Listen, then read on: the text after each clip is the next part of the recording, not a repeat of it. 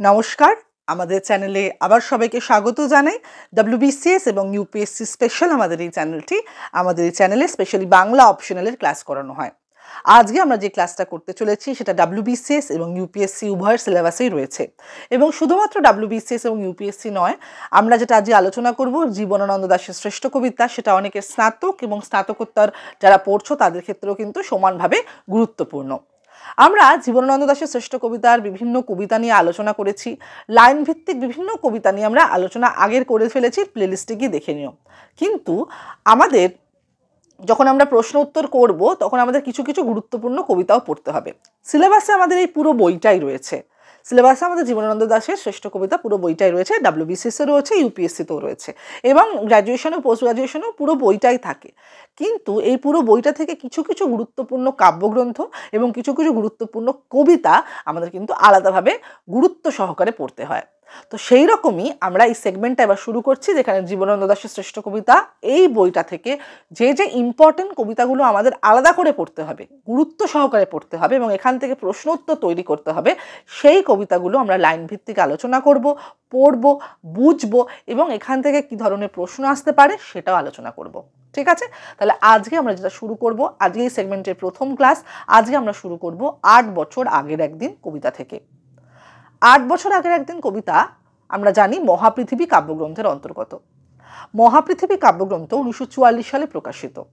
তো 1944 সাল মানে বুঝতেই পারছো একটা বিশ্বযুদ্ধকালীন সময়।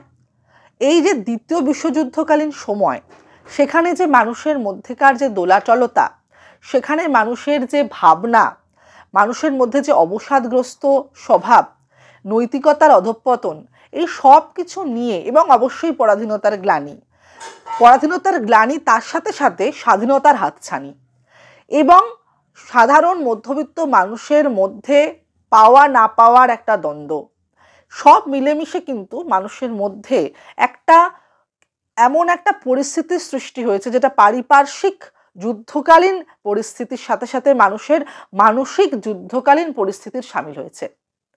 আমরা 8 বছর আগের একদিন পড়তে পড়তে অনেক সমালোচকের মতনই বোধ কবিতাটার অনুষঙ্গ আনব। বোধ কবিতা আমাদের ধূসর পাণ্ডুলিপি কাব্যগ্রন্থের অন্তর্গত।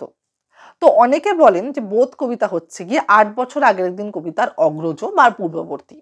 তো আমরা পরের ক্লাসে আমরা বোধ কবিতাটাও আলোচনা করব। এই ক্লাসে আমরা দুটো কবিতা একসাথে আলোচনা করছি না, কারণ আমরা এখানে লাইন ভিত্তিক আলোচনা করব, ভিডিওটা অনেক বড় হয়ে যাবে। তো আজকে আমরা যেটা বলবো 8 বছর আগের একদিন কবিতাটা একটি কাহিনীর বয়ান বা গল্পের ছলে শুরু হচ্ছে এবং এখানে আমরা কবির ভাবনার সাথে সাথে পাঠকের ভাবনার একটা মিলন পাবো, একটা দৌত পাবো।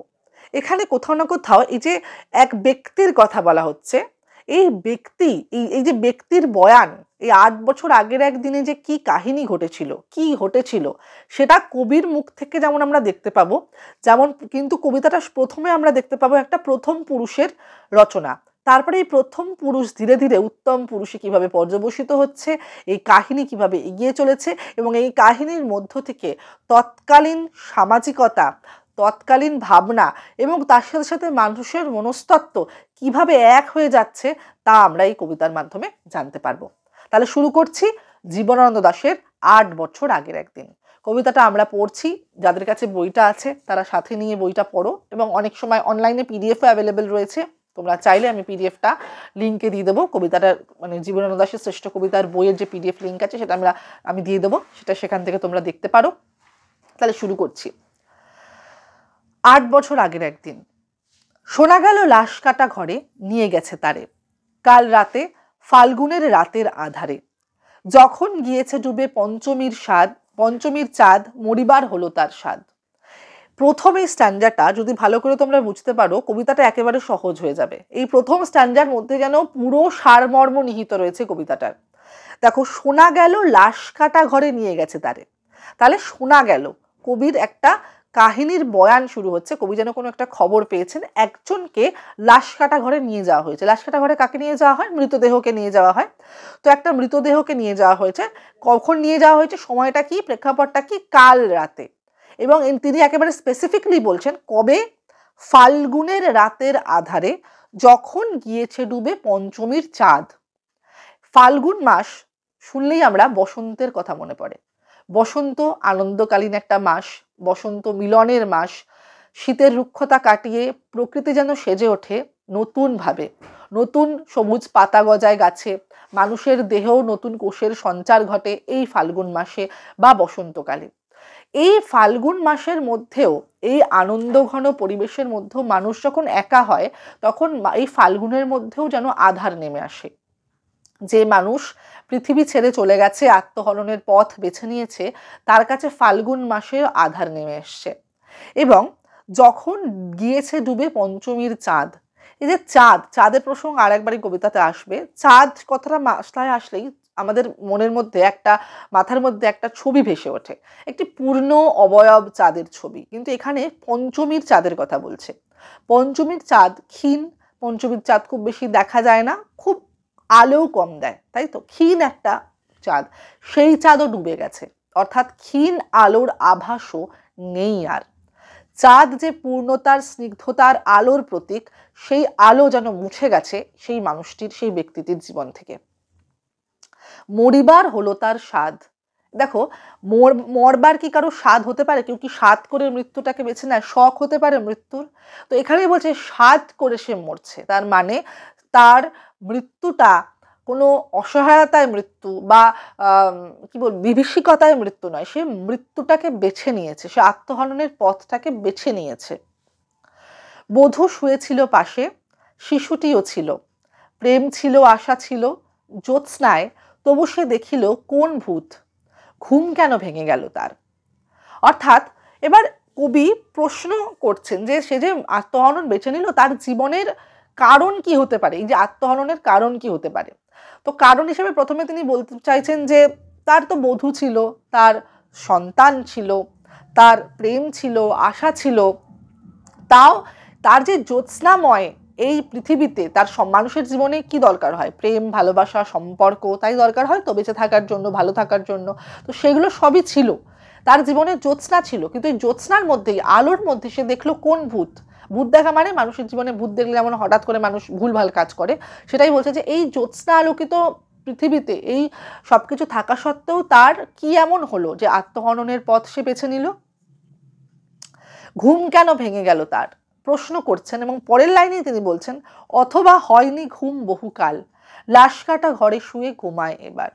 এবার তিনি প্রশ্নের উত্তরের সাথে সাথে যেন একটা মানে সেই যেই ব্যক্তির কথা বলছেন, সেই ব্যক্তির সাথে অঙ্গাঙ্গী হয়ে যুক্ত হয়ে তিনি বলছেন যে তার হয়তো ঘুম ভেঙে যায়নি, সে হয়তো ঘুমায়নি বহুকাল। ঘুম এখানে কেন? জীবনানন্দ পড়তে গেলে বারবার দেখবে ঘুমের প্রসঙ্গ আসবে, স্বপ্নের প্রসঙ্গ আসবে। এই যে ঘুম হয়নি, ঘুম হচ্ছে গিয়ে প্রশান্তির প্রতীক। মানুষ যখন ক্লান্ত হয়, অবিশ্রান্ত হয়ে শুয়ে পড়ে, কেন? তাকে পরের দিন তাকে উঠতে হবে এবং তার জন্য সে তার রসদ জোগাড় করে, তাই তো? ঘুমটা একটা প্রশান্তির জায়গা। আবার ঘুমটা স্বল্পকালীন মৃত্যু হিসেবেও কবি দেখেন, এবং মৃত্যু হচ্ছে চিরকালীন ঘুম হিসেবে প্রতিকায়িত হয়েছে এই কবিতাতে। এবং জীবনানন্দের আরও অনেক কবিতাতে মৃত্যু ঘুমের সাথে কোথাও না কোথাও এই সমান্তরালভাবে এগিয়ে চলেছে।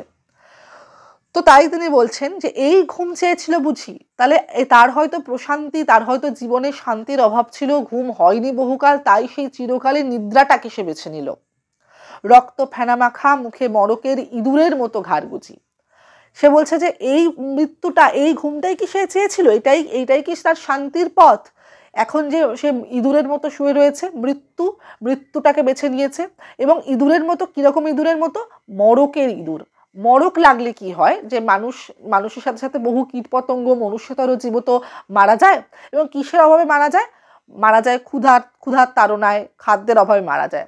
তো এই মড়কের ইঁদুর যেমন খাদ্যের অভাবে ঘাড় গুজে পড়ে থাকে, সেও যেন রক্ত ফেনা মাখা মুখে পড়ে রয়েছে। যেমন একটা মানুষ যদি আত্মহত্যা করে, গলায় দড়ি দেয়, তখন তার মুখ থেকে রক্ত বেরিয়ে যায়, ফেনা বেরিয়ে যায়। এই একটা একটা বিভীষিকাময় পরিবেশ, একটা ছবি যেন কবি তুলে ধরলেন। বললেন যে তুমি কি এইভাবেই নিজেকে দেখতে চেয়েছিলে?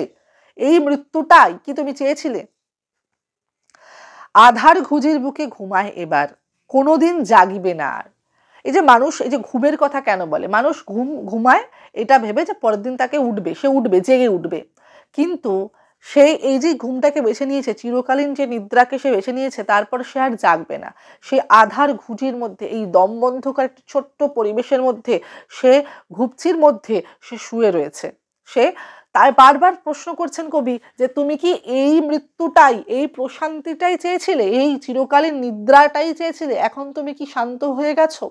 কবি বলছেন কোনোদিন জাগিবে না আর, জানিবার গাঢ় বেদনার অবিরাম অবিরাম ভার, সহিবে না আর। এই কথা বলেছিল তারে। চাঁদ ডুবে চলে গেলে অদ্ভুত আধারে, যেন তার জানালার ধারে উটের গ্রীবার মতো কোনো এক নিস্তব্ধতা এসে। এই স্ট্যান্ডাটা খুব গুরুত্বপূর্ণ একটা স্ট্যান্ডা। এই লাইনটা তুলেও প্রশ্ন আসে অনেক সময়, উটের গ্রীবার মতো কোনো এক নিস্তব্ধতা এসে। তো জীবনানন্দের কবিতার মধ্যে আমরা বিভিন্ন লোককথা, উপকথা, গল্পের অনুষঙ্গ পাবো। সেই গল্পের অনুষঙ্গই কিন্তু এখানে আমরা দেখতে পাচ্ছি। বলছি তার আগে আগের লাইনগুলো একটু বিশ্লেষণ করে নিই। বলছে কোনোদিন জাগিবে না আর। এই যে কোনোদিন জাগিবে না আর, জানিবার গাঢ় বেদনার অবিরাম অবিরাম ভার, অর্থাৎ তার জীবনের বেদনার ভারটা এতটাই সে হয়ে গিয়েছিল, তাই সে নিতে পারছিল না, তাই সে মৃত্যুটাকে বেছে নিয়েছে এবং সে আর জাগবে না, তাই তাকে আর এই বেদনাটাও বইতে হবে না। এবার সহিবে না আর, তাহলে এবার বলছে যে তুমি যে বেদনাটা সহ্য করতে পারছিলে না, তার জন্য যে তুমি মৃত্যুটাকে বেছে নিয়েছো, তুমি কি ভেবেছিলে যে মানুষ কি ভাবে মৃত্যুটাকে বেছে নেয় কি, যে সে যখন বেদনাটাকে মানে বেদনা সহ্য করতে পারছে না, হয়তো মৃত্যুই প্রশান্তি, মৃত্যুর পরপারে কি আছে আমরা তো জানি না, তাই মনে সবাই মৃত্যুটাকে বেছে নেয় যে এই যন্ত্রণার যেন অবসান ঘটে মৃত্যুতে। তো এই কথাটা কে তাকে বলেছিল? তার চিত্ত, তার মানসিক আত্মিকতা তাকে বলেছিল যে সে যেই যে বেদনা আছে, এই বেদনা থেকে মুক্তি তোমাকে শুধুমাত্র মৃত্যু দিতে পারে। এই কে তাকে বলেছিল, এই প্রশ্নের উত্তর হচ্ছে এটাই। কে বলেছিল? এই কথা বলেছিল তারে চাঁদ ডুবে চলে গেলে অদ্ভুত আধারে, যেন তার জানালার ধারে উটের গ্রীবার মতো কোনো এক নিস্তব্ধতা এসে। বলছে চাঁদ যখন ডুবে চলে যায়, আবার চাঁদের প্রসঙ্গ আসছে। চাঁদ আলোর প্রতীক, আমি বারবার বলেছি, স্নিগ্ধতার প্রতীক। তো মানুষের জীবনে যখন অন্ধকার নেমে আসে, চাঁদ যখন ডুবে যায়, তখন একটা আধার সৃষ্টি হয়। এবং জানালার প্রসঙ্গ এখানে রয়েছে। জানালা একটা উন্মুক্ততার প্রতীক।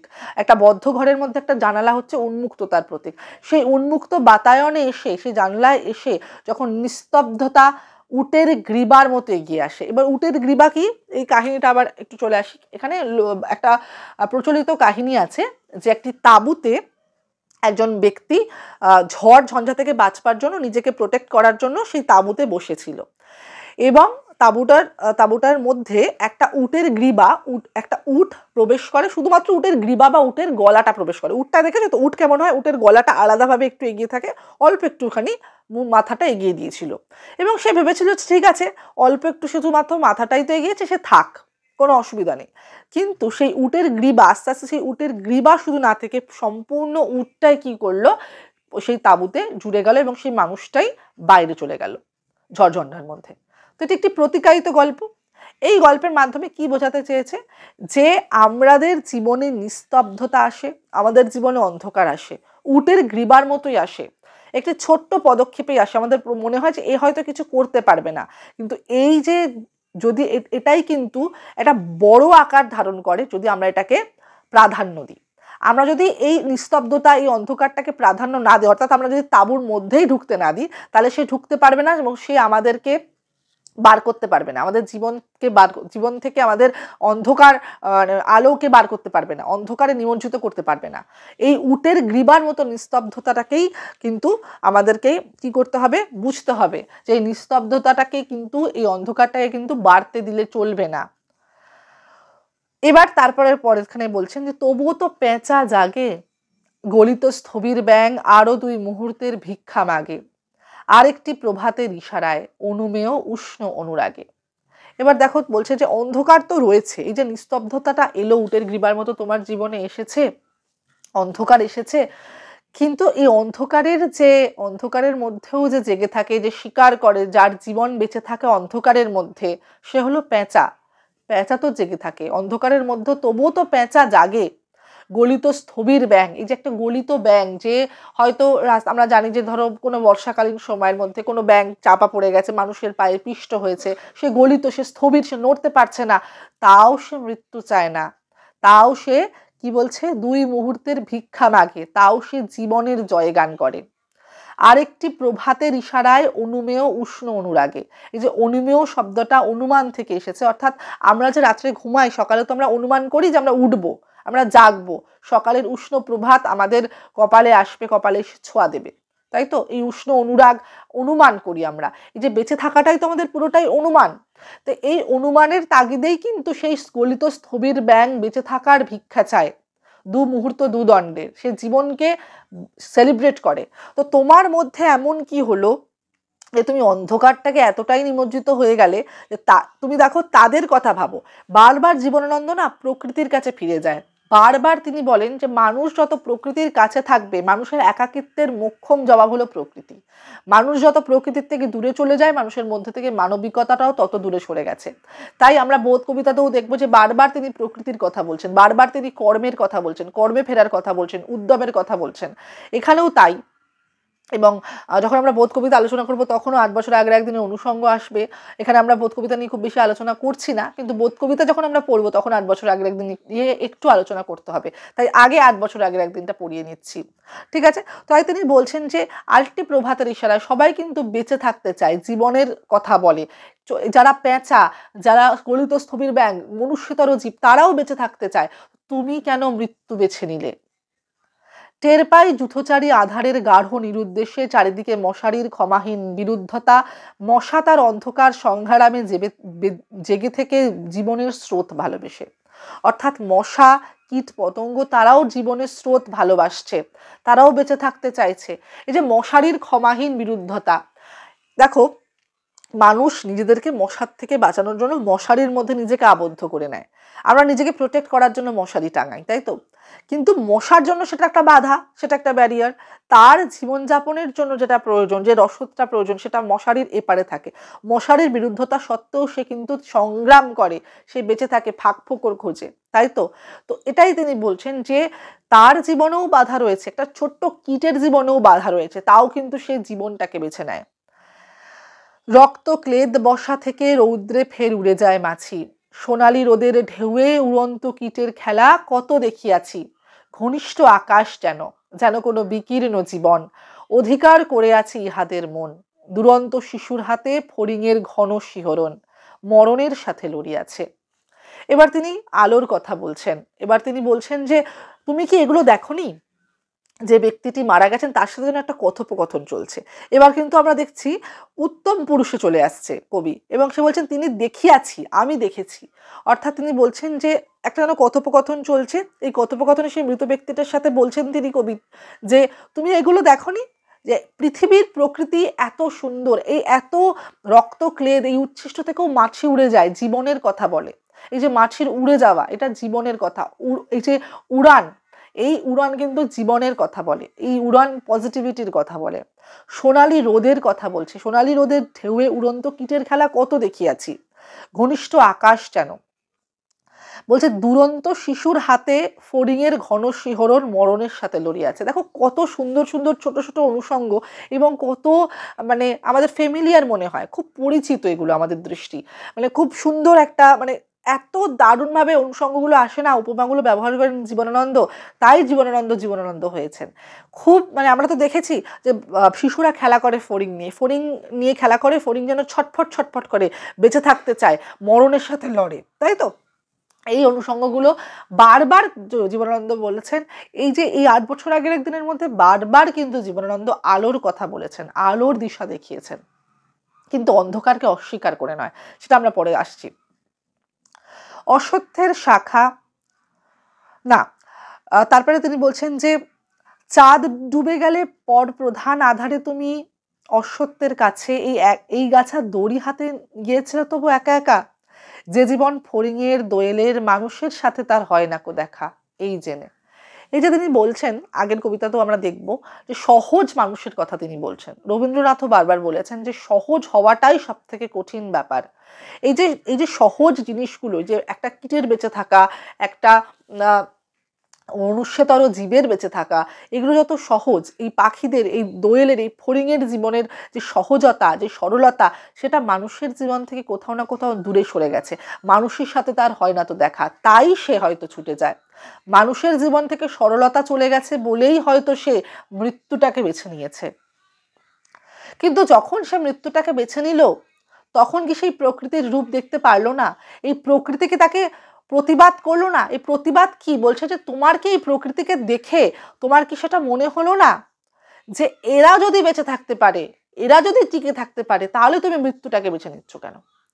অশ্বত্থের শাখা করেনি কি প্রতিবাদ?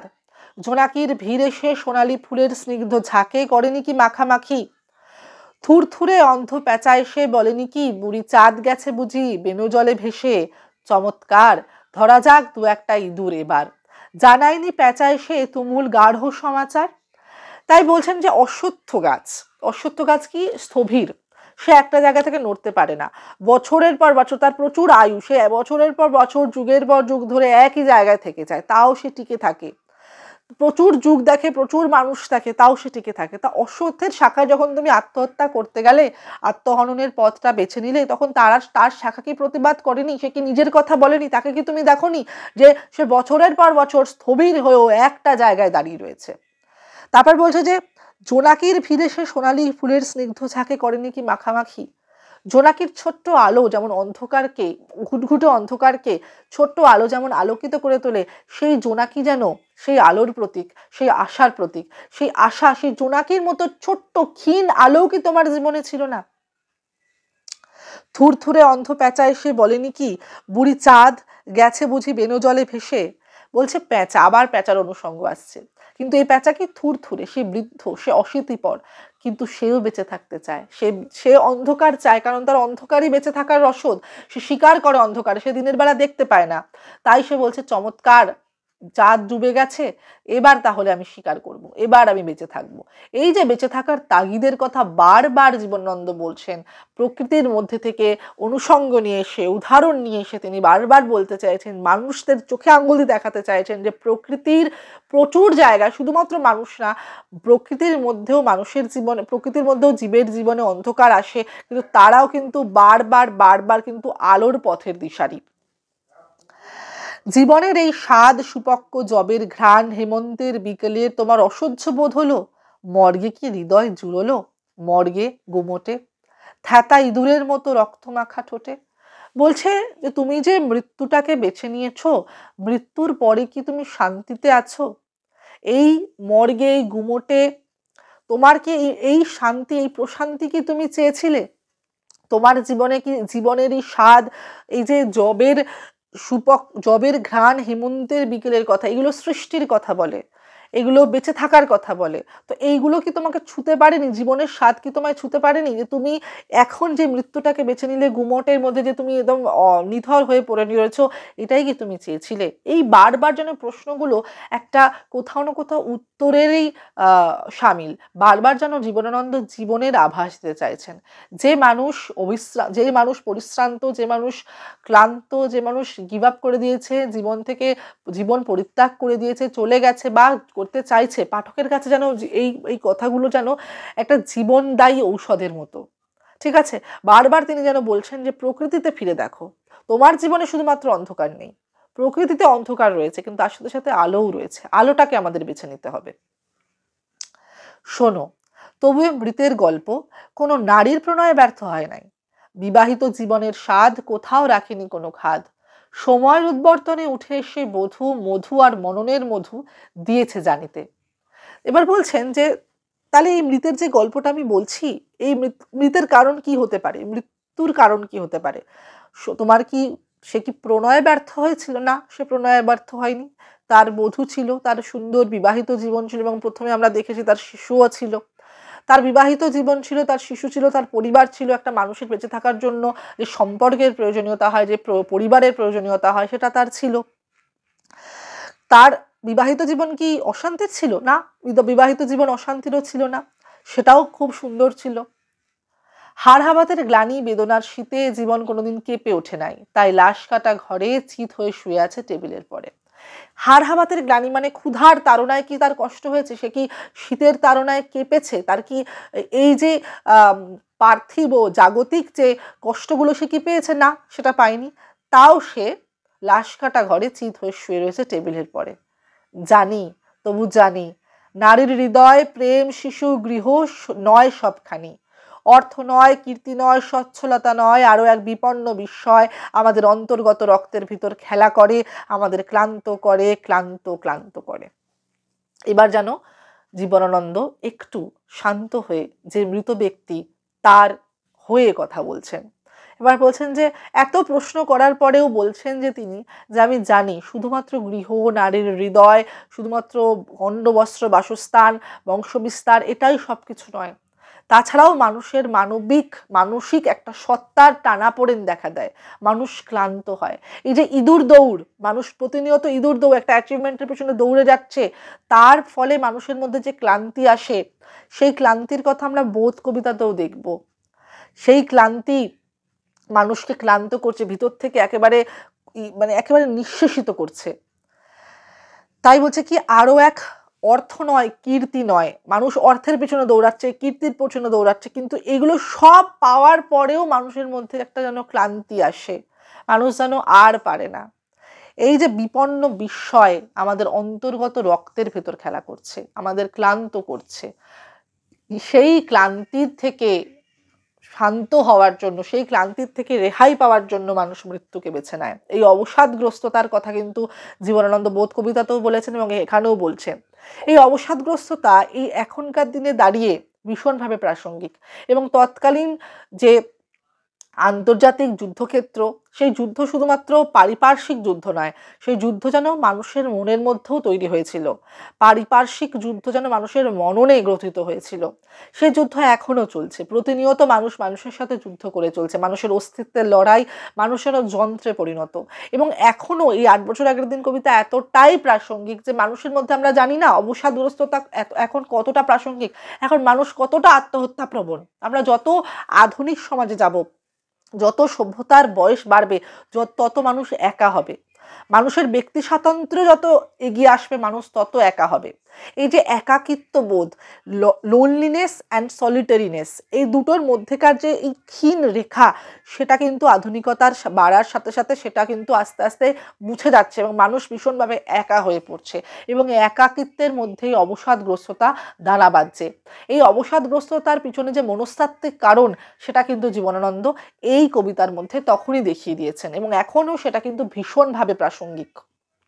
তাই তিনি বলছেন, এবং এখানে তিনি বললেন যে শুধুমাত্র গৃহ, অর্থ, কীর্তি সেটাই সব নয়, মানুষের মধ্যে যে ক্লান্তি, সেটাও কিন্তু মানুষকে মৃত্যুর দিকে চালিত করতে পারে। তবু রোজ রাতে আমি চেয়ে দেখি, আহা থুরথুরে অন্ধ প্যাঁচা অশ্বত্থের ডালে বসে এসে চোখ পাল্টায় কয়, বুড়ি চাঁদ গেছে বুঝি বেনু জলে ভেসে, চমৎকার, ধরা যাক 2-1টা ইঁদুর এবার।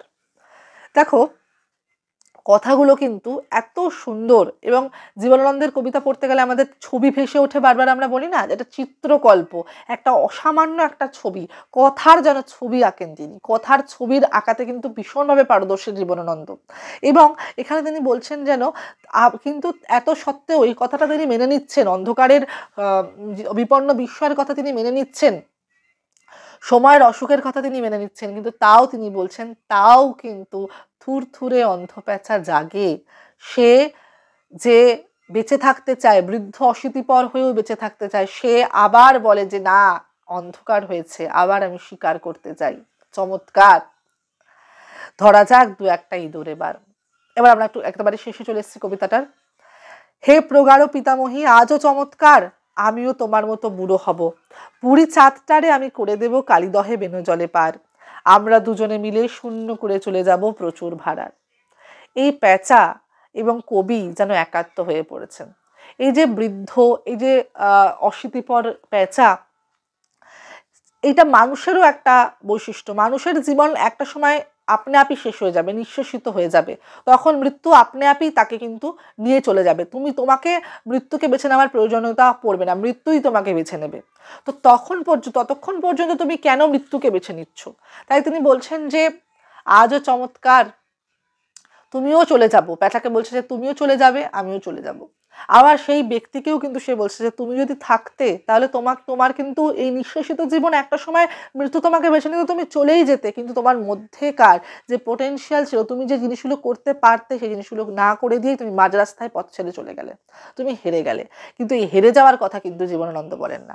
কিন্তু বলছেন যে হ্যাঁ, একটা সময় আমরা দুজনে মিলে সম্পূর্ণ শেষ করে দিয়ে শূন্য করে চলে যাব সকল ভাড়ার, যতক্ষণ না পর্যন্ত আমার জীবনের ভান্ডার, আয়ুর ভান্ডার শেষ হচ্ছে, শূন্য হচ্ছে, ততক্ষণ পর্যন্ত আমরা রাস্তা ছাড়বো না। তাই জীবনানন্দ বারবার জীবনের কথা বলেন। এবং 8 বছর আগের একদিনও মৃত্যুর কবিতার থেকে নয়, মৃত্যুর কবিতা তো নয়, সে একেবারে জীবনের দ্যোতক হয়ে উঠেছে। এবং বারবার জীবনানন্দ যে আশাবাদী সেটা কিন্তু এই কবিতার মধ্যে ফুটে উঠেছে। ঠিক আছে। এবং আমরা যখন পরবর্তীকালে বোধ কবিতাটা পড়বো, লাইন ভিত্তিক আলোচনা করব, বুঝিয়ে বলে দেবো, সেখানেও কিন্তু আমরা দেখতে পাবো এই 8 বছর আগের একদিনের অনুষঙ্গ। ঠিক আছে।